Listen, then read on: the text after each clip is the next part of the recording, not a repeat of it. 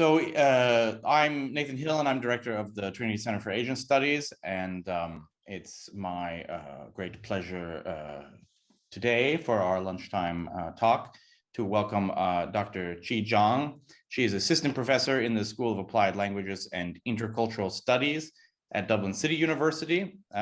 She did her BA at Sun Yat-sen University, her MA in Durham, and then a PhD in linguistics from Newcastle, and works in Chinese language education, applied linguistics, language attitudes and pedagogy, and also the study of Chinese among national minorities of China, which is what she'll be talking about today. Her title is Trilingual Education for Ethnic Minorities, Field Studies of the Tujia, the Uyghurs, and Inner Mongolia. First of all, thank you very much for Professor Nathan Hill to invite me to give this lecture. It is my great honor to share the findings we found from our 3 field trips. I'm going to talk about the trilingual education for ethnic minorities among 3 minority groups, the Tujia, Uyghur, and the Mongolian minority groups. So before I talk about our field trips, maybe some background information about that. 双语教育, bilingual education, actually refers to the study of 3 languages. The first one, Putonghua. Secondly, the language of ethnic minorities. And thirdly, English. So the relationship between the 3 languages is mentioned in the official document, the State Council's decision to further enhance and speed up the reform of minority education. It says the relationship between the minority language and Putonghua should be correctly managed. A foreign language should be offered in regions where favorable conditions exist. The document was phrased in relatively vague terms that neither favorable conditions nor a foreign language was explained, but it can be assumed that foreign language refers in most cases to English. Well, since English was introduced in year 3 of elementary curriculum back in 2002, English came into the picture of the bilingual education. Therefore, when we talk about bilingual education, 双语教育 for ethnic minorities, we are actually talking about trilingual education. In today's lecture, bilingual education and trilingual education will be used interchangeably. Well, in the interest of consistency with the official documents, but also reflecting the actual practice. So first of all, Chinese language. The term Chinese language in layman's terms can be complex. It is an umbrella term referring to a standard writing system shared across mainland China with regional vernaculars varying widely.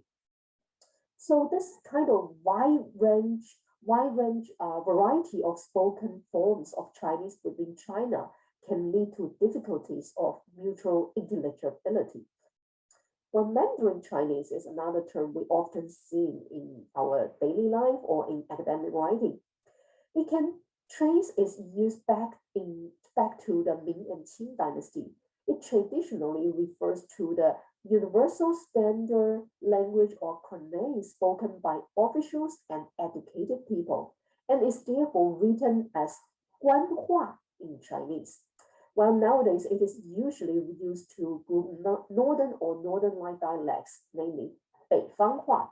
Another 2 terms that are often used to translate Chinese language is Hanyu, which leans towards a particular ethnicity, Han ethnicity, and the other one, Zhongwen, which stresses the Chinese nation, the whole state nation. Therefore, the term Putonghua, which means national common language, is used in the official document. It is standardized based on the variety of Mandarin used in Beijing and the general northern vernacular.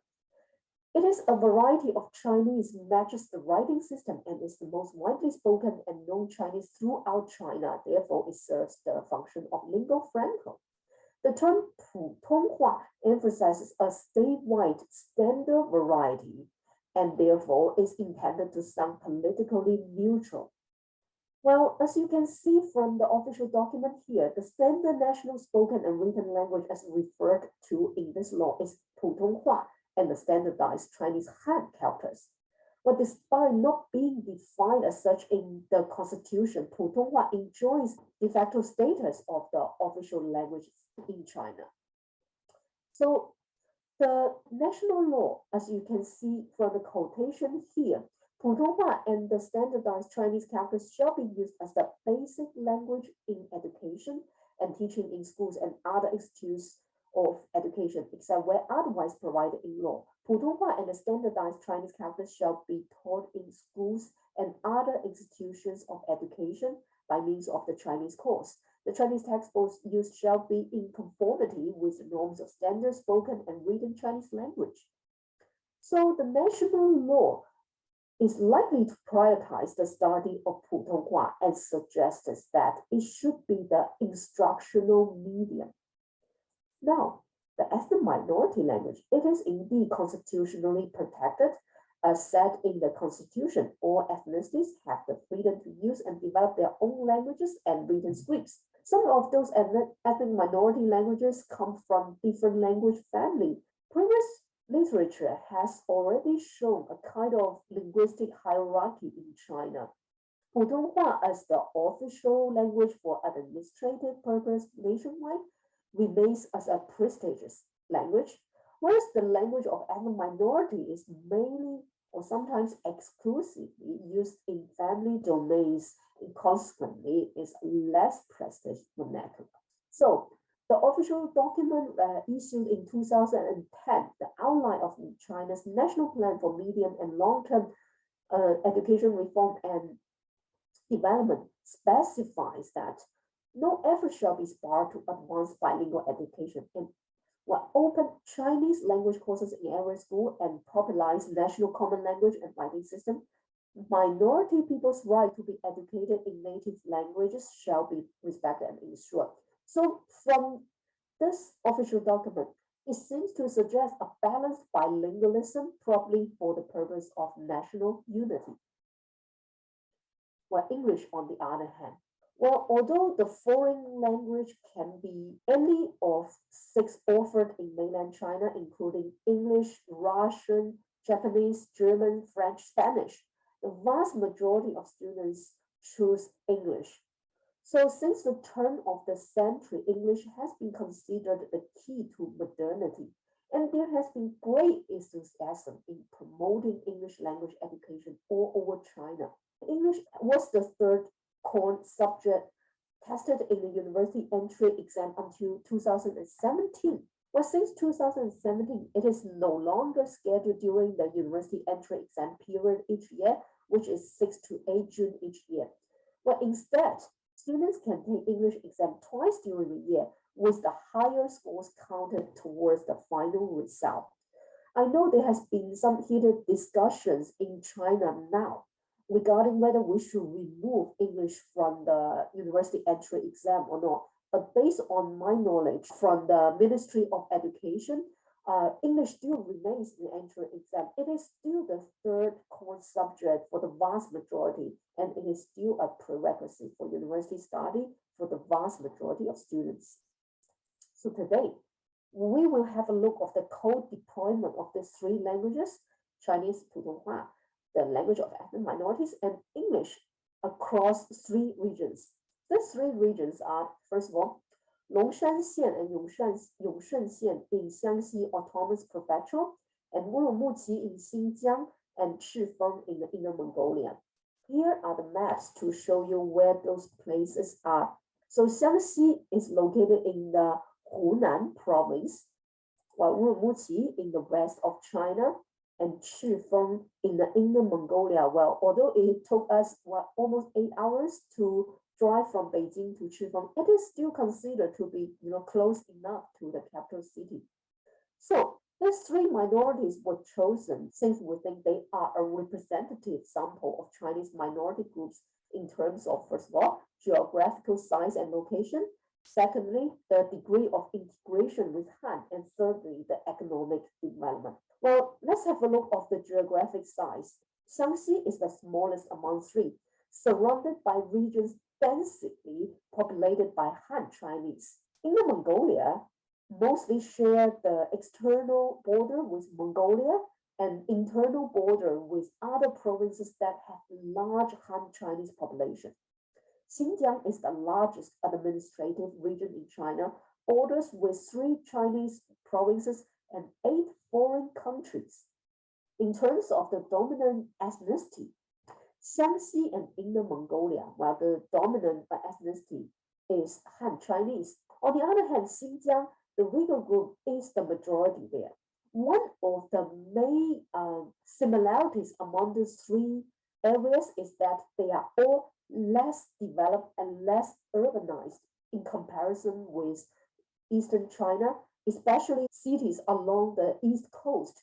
Well, if we take the per capita disposal income as an example, it ranges between 12,000 to 24,000, less than half of Beijing, the second richest area in China, or Shanghai, the richest. So we will mainly use the government policies, observations, and also interviews from our field trips to examine the co-deployment of Putonghua, minority language, and English, with a focus on 2 aspects: medium of instruction in teaching and also language attitudes. So the first field trip is to Shaanxi. Some background of the Tujia language in Shaanxi. Interestingly, there has been a steady increase in the Tujia population in 1990 to 2010, from 5.7 million to 8.4 million. By the way, I'm aware that the 7th national census was completed in 2020, but the statistics in relation to population according to different ethnicities have not been publicized yet. So I'm still using the data back from the 6th national census. Now, against the backdrop of a steady increase in the Tujia population, the northern dialect of Tujia only survives in 4 counties in Shaanxi: Longshan Yongshun, Guzhang, Baojing. And the southern dialect of Tujia is even only spoken by a few hundred speakers in only 6 or 7 villages. So in this case, the trilingual education policy is, of course, to rescue and preserve the Tujia language. And we can see that from the 2 governmental notices issued in 2008 and 2010, respectively. 2008 mentions the start of bilingual education pilot scheme. And the interesting thing for the 2010 governmental notice is that it adds another competence for the bilingual education, which is to be competent in one of the Tujia arts, while ranging from folk music and drum dance to handmade arts. And the content of bilingual education evaluation was also modified accordingly, from merely focusing on the language itself to the inclusion of Tujia cultural activities. So there are elements, but though relatively limited and selective, of Tujia culture. What this might be a sign of inching along the way to culturalization, as Ma Rong proposed in 2007. It is about the politicalization and shifting towards culturalization. So our field trips to Longshan and Yongshun Xian, and then we visited 3 schools and conducted interviews with teachers, students, parents, and also we did the class observations. In terms of the medium of instruction, all our visits to 4 schools in these 2 counties show that the medium of instruction is exclusively a variety of Mandarin, Southwest Mandarin, Xinan Guanhua. Well, 2 main reasons we found from our field trips for the adoption of Xinan Guanhua as the instructional medium. First of all, Chinese is an essential subject tested in the university entry exam, and all other subjects on the exam are tested through Chinese. Instruction in a variety of Chinese increases students' exposure to the standard language in their education and consequently contributes to their performance on the university entry exam. And secondly, it seems to be a compromise to use this language. There were barely any native speakers of the Tujia language among the young generation. It seems difficult to use Tujia to teach the Tujia language, especially for the beginner learners.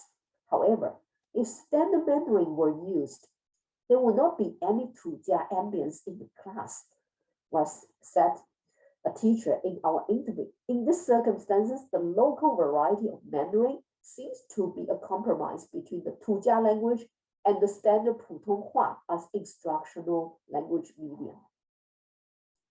In terms of their attitudes, we notice kind of mixed feelings of the Tujia people towards their own language. First of all, they recognize it is their identity marker, and they shows a kind of sense of solidarity towards it.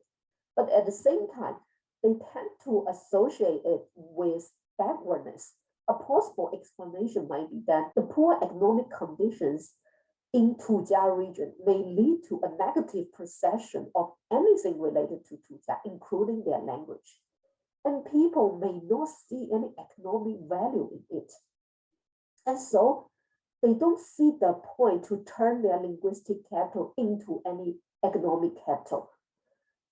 And also we notice this utilitarian value of Putonghua and English. Well, Putonghua is associated with socio-economic development, and English is associated with modernity and more economic advancement. Therefore, its essence were found for learning both Putonghua and English.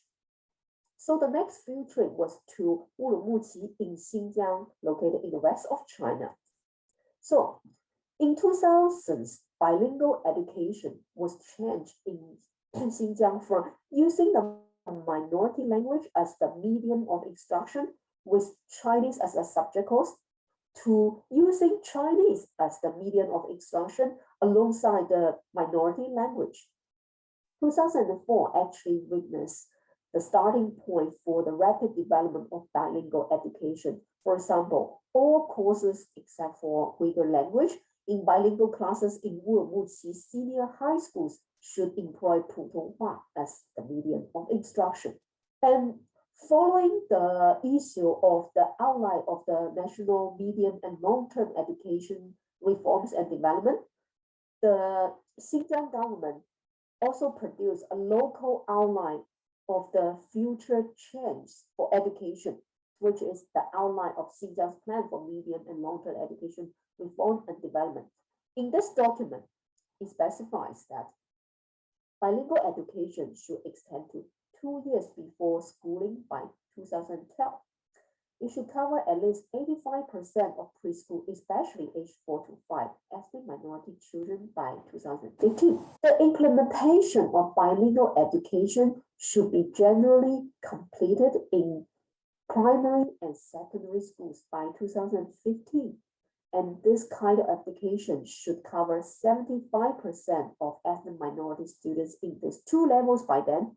By 2020, the coverage of bilingual education should expand to 90% or more of ethnic minority students in primary and secondary schools. And ethnic minority students should be generally fluent in Putonghua by 2020. I would love to see any more update research since 2020 to see if those goals have been achieved. And more specifically, the document even specified a medium of instruction requirement. If Putonghua is said to be the medium of instruction, the usage of Putonghua should not be lower than 85%. In the same sense, if the ethnic minority language is said to be the medium of instruction, its usage in the class should not be lower than 85%. I don't know if there are any language teachers or instructors in our lecture today. Well, with this kind of requirement, well, think about that. How you're going to implement that if you are teaching a language and also given this requirement.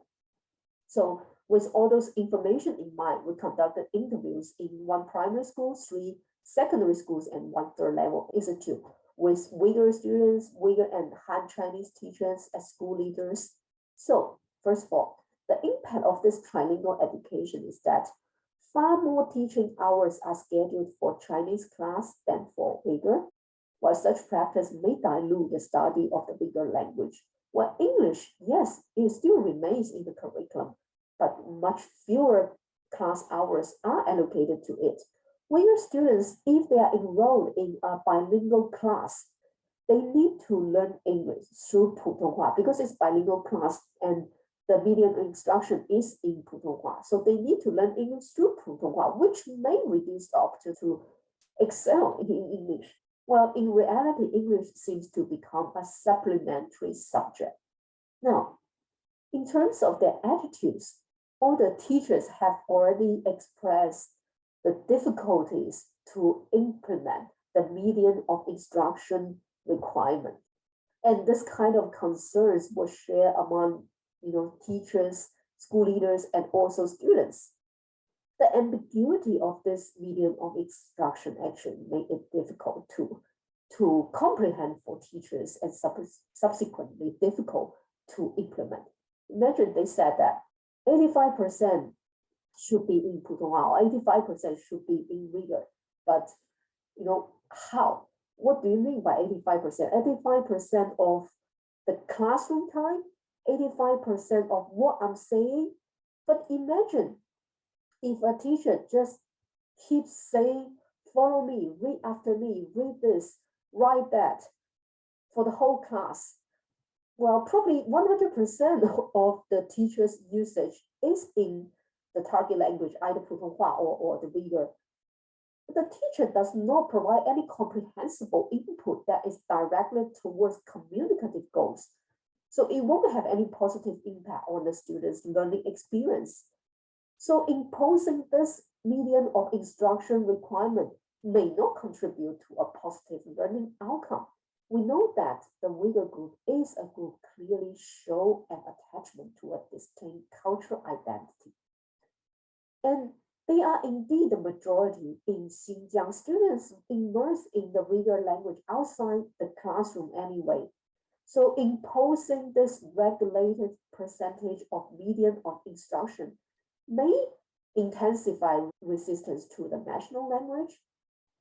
But don't forget that this kind of regulated percentage of medium of instruction is not a new invention of the Xinjiang government or not a new invention by China. The American Council on the Teaching of Foreign Languages, ACTFL, just in case you don't know what ACTFL is, it is the US nation's premier organization for language teaching professionals, providing vision, leadership, and support for quality language teaching and testing, as well as providing support to those who instruct and assess languages. So ACTFL recommends that learning take place through the target language for 90% or more of classroom time, except in immersion program models where the target language is used exclusively. This recommendation is also echoed by PPLI in Ireland. Post-primary Languages Ireland is a dedicated unit providing expertise and support for foreign language education in Ireland. So in other words, this kind of medium of instruction requirement is the widely proposed practice nowadays. Another thing I want to mention here is that both ACTFL and also PPLI provides a list of suggestions to tell language teachers, instructors, how to implement this kind of requirement. I think it would be great if this medium of instruction requirement in Xinjiang could also come with a list of concrete suggestions on how to implement it. Now, the third field trip is to Chifeng in the Inner Mongolia. So the Mongolian language in Inner Mongolia, well, first of all, the dominant ethnicity is Han Chinese. Literature has already shown a declining interest in the Mongolian language since the 1990s, where two main reasons have been identified for this. Firstly, the economic reforms and nationwide marketization contributed to the superior status of Putonghua and English.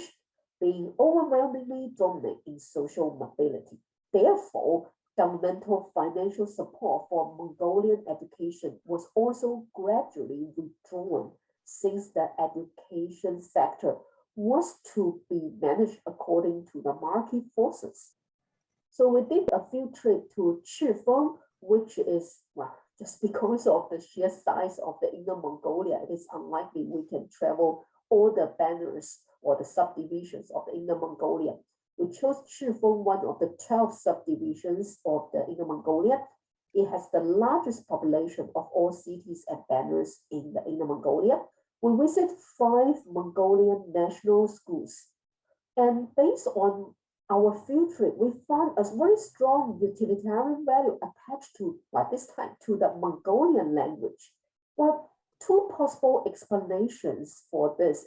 Firstly, studying it allows Mongol students to benefit from favorable policies such as lower entry mark requirements for university admission. So please note that any student who is identified as Mongolian ethnicity, they are qualified for 10 points extra already for the university entry exam.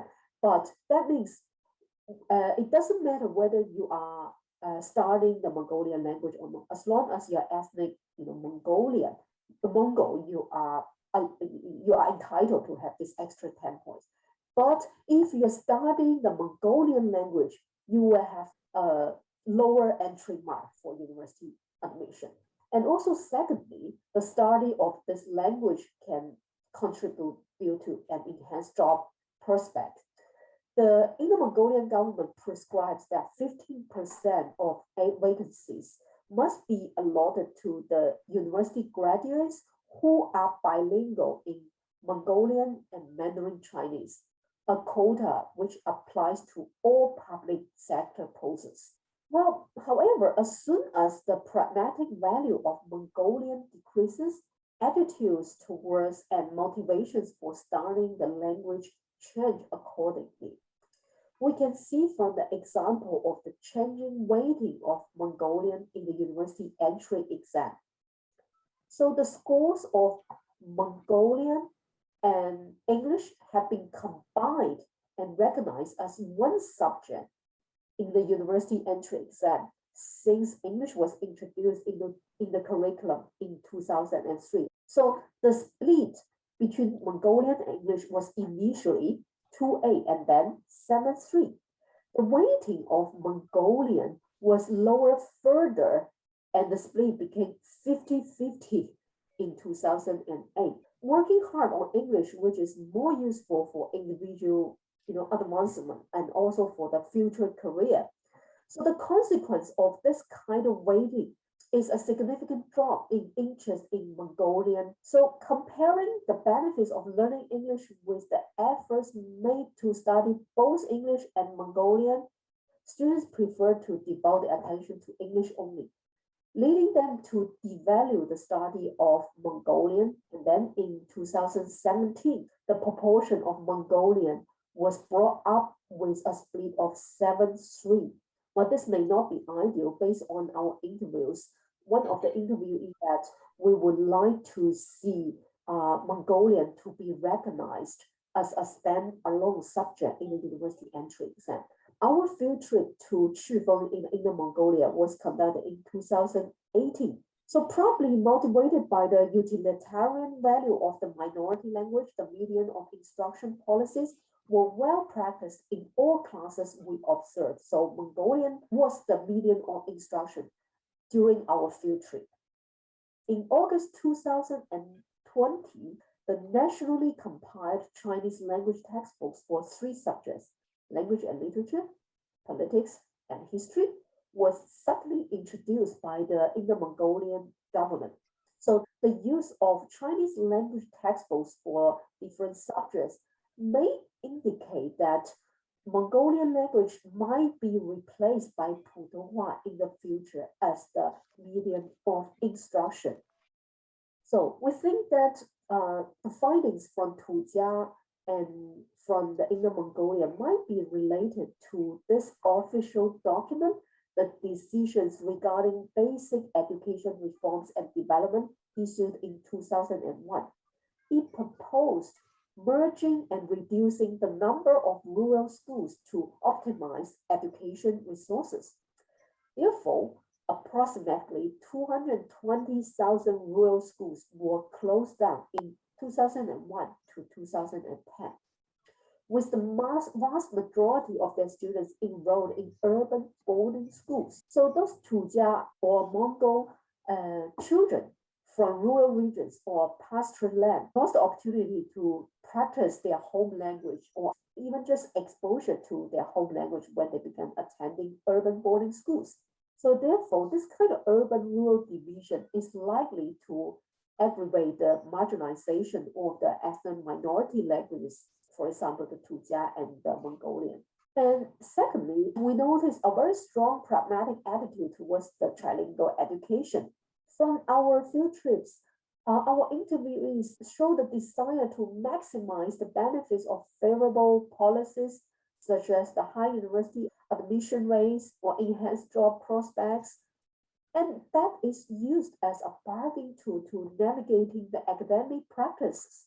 For example, to motivate students' learning and to prevent the minority language from being marginalized in local academic competitions among three languages. But of course, I would like to quantify the conversion between the linguistic capital, economic capital, and cultural capital, because our interviewees and also a lot of those ethnic minority students and their parents are using this kind of conversion between different capitals as a bargaining tool to navigate their choices. We also found that the degree of integration with Han may play a role in the median of instruction policy design and also actual practice adopted. For regions with high degree of integration, a kind of laissez-faire attitude towards median of instruction is adopted. It is either not specified, consequently allowing schools to choose the best learning experience, as in the case of Tujia, or the minority language is recommended, as in the case of Mongolian. For regions with low degree of integration, a relatively rigid instructional policy is adopted. Well, this is probably based on a mindset of associating proficiency in Putonghua with national unity. However, as I said early on, we see a shift to Chinese language textbooks in the Inner Mongolia. Does this signify that maybe speeding up the learning of Putonghua among minority groups? Well, you probably heard about the discussion in relation to the policy renewal or even policy reform for ethnic minority groups. For Maron in 2007, he calls for depoliticalization through change such as eliminating minority status and a shift towards culturalization to strengthen national cultural identity. On the other hand, two scholars in 2011 proposed a more radical change. They highlight the need for a major policy change, suggesting the eradication of the division between the minority and majority, as well as the dilution of ethnic consciousness and the encouragement of a shared sense of civil identity.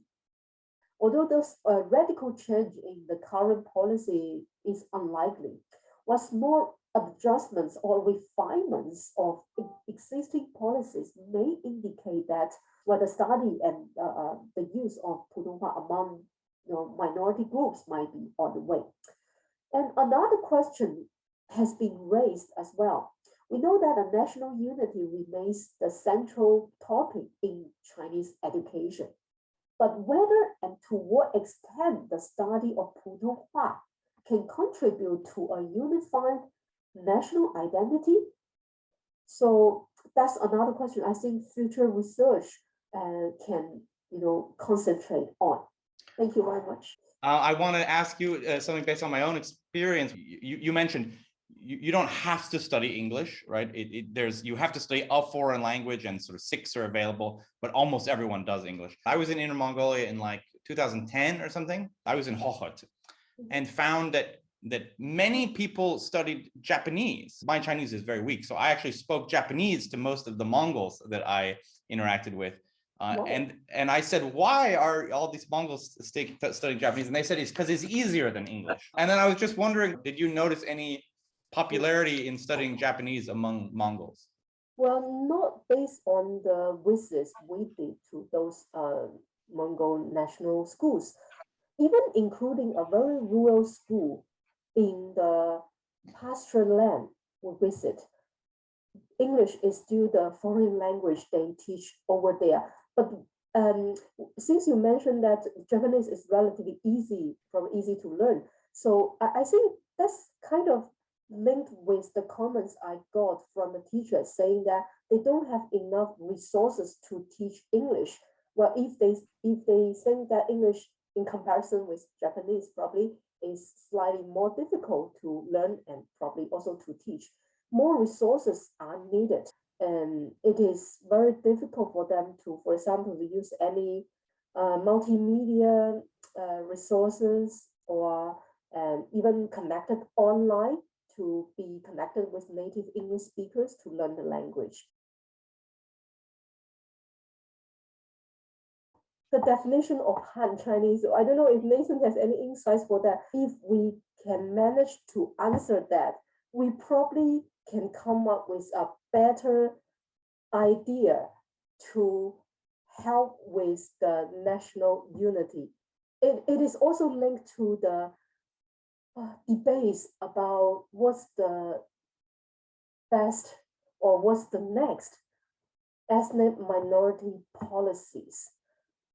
Because, you know, if we want to emphasize on the nation cohesion and also to build a nation as a one single entity, it is pretty important for us to find a concept that really can make it comprehensible for all people to think that, oh yes, I am X. That X can be, oh yes, I am Chinese.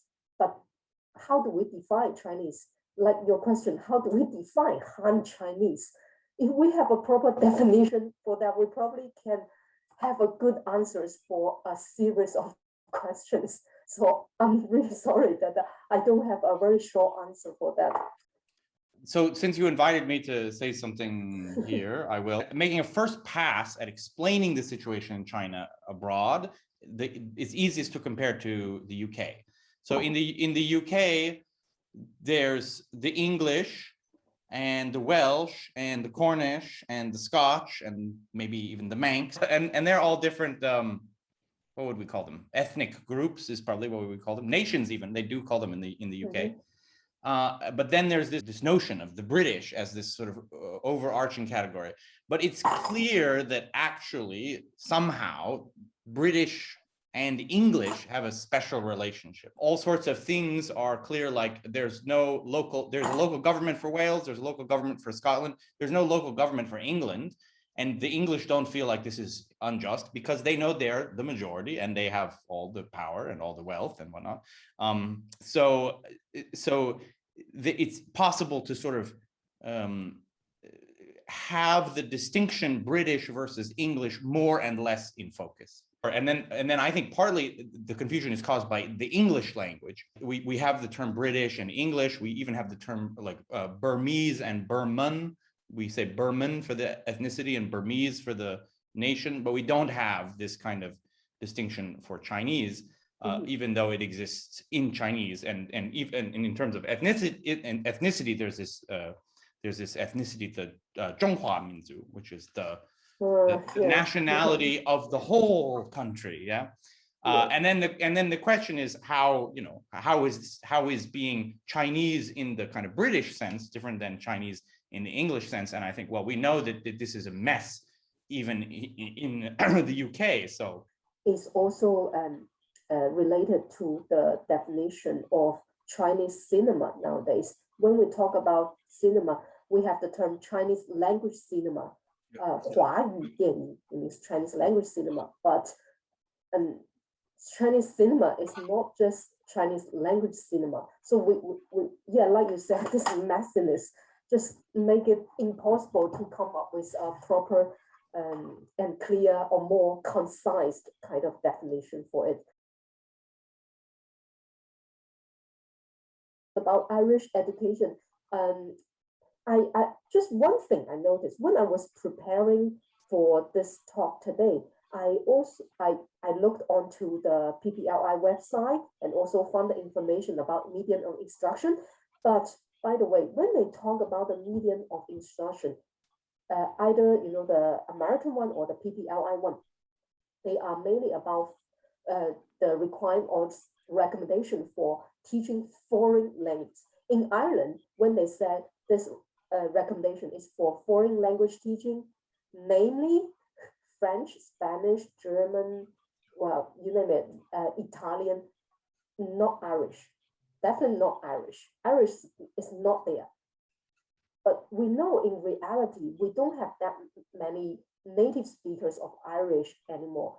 To them, to some of the Irish students, they are, I'm just saying the way they learn it is the same way as learning a foreign language. And also in one of the questionnaire we did with the secondary students, well, that question is mainly about their study of Chinese. But when we ask them to compare their learning experience with their experience of learning other foreign language, we didn't say what foreign language is.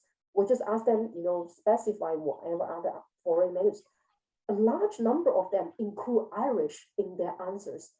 This kind of, foreignness of Irish does exist. I'll ask one question, which is, you mentioned that being, let's say, being classified as a national minority gives you extra points on the Gaokao. Yeah. Mm-hmm. But then you said also in Inner Mongolia, studying Mongolian can help. English and Mongolian count together, but Mongolian sort of counts more in the average. So if you do Mongolian, that's good for you. So the question that I have is there a situation like that for the Tujia? Like, do you benefit at all if you study Tujia on the Gaokao? No, not at all. When I said you benefit more on Gaokao if you study the Mongolian language, it means that on top of 10 points that every ethnic Mongol could have, and there's this kind of designated quota from each university they can use. So those quota is they can use those quota for those who are studying the Mongolian language.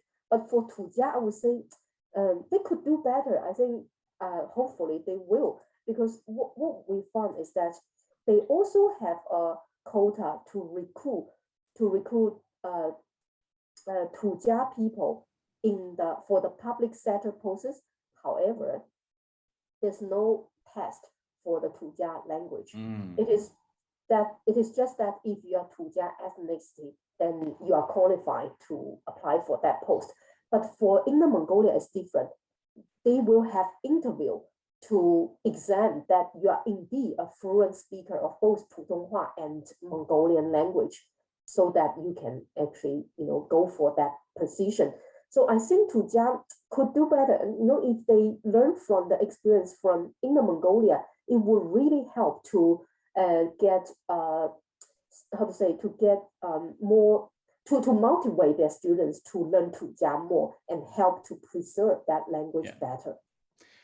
Just a sort of technical follow-up question. This rule that you get sort of, if you study Mongolian, you get the automatic 10 points for being Mongol, and then you get some extra points for studying Mongolian. Is that administrated at the level of the province of Inner Mongolia, or is that a national, like? At the province of Mongolia. Oh, okay. It's the Inner Mongolia's policy for their region. So I guess this part of this, being autonomous region, so they have certain autonomy on policies like this. Oh, I see. Because it struck me like, I don't know, like the Gaokao is this very central thing, standardized across the whole country. If you let local provinces say, oh, we'll just give people extra points, it could. It's not extra points. It's the quota from each university. they can have certain quota to recruit certain people. But then it only affects universities in Inner Mongolia, right? No, across China, but those those universities across China will have a specific quota for certain group of people, and for when they recruit students from Inner Mongolia, those quota is set for those who are studying the Mongolian language. Oh, I see. So if we have, let's just to take an example, if you have something like I don't know, Tsinghua University, they might have, okay, we have these many spots for people from Shaanxi and these many spots for people from Inner Mongolia or whatnot. And then, so from their perspective, that's the national policy. It's like, my university has spots allocated according to region. But from the local region's perspective, they have the ability to kind of, to some extent, affect the rules of how those quotas are applied. Yes, indeed. Yeah. Thank you so much. Super interesting. I just want to make a plug. So I was working with Microsoft recently and made a auto completion mobile phone keyboard for Tujia. I thought maybe even this, the sense that their language is backward or something. Well, if they can see that their mobile phone uses Tujia, it will help. It is really great that you and your colleagues are doing that, because I remember when I talked to the some of the Tibetan students, that they said, "Oh, we're using iPhone only because this phone provides the Tibetan language input, but not others." So it is great that you made this software and this app, and it is openly available for those users. So thank you very much for this really interesting talk. So let's clap for. Thank you so much.